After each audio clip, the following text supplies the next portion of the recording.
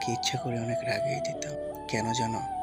তোমার ওই মিষ্টি রাগটা যে আমি ভীষণ উপভোগ করতাম।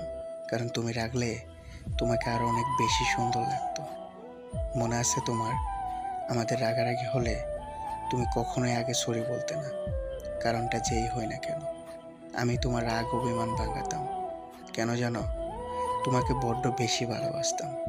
তাই তোমাকে হারানোর ভয়টা সারাক্ষণ আমাকে তাড়িয়ে বেড়াতো। দেখো, আমার সেই ভয়টা যে সত্যি হলো। আজ তুমি আর আমি দুজন দু প্রান্তে।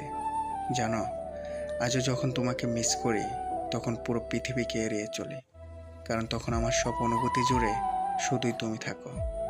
কারণ আজও তোমাকে বলতে পারিনি প্রিয়।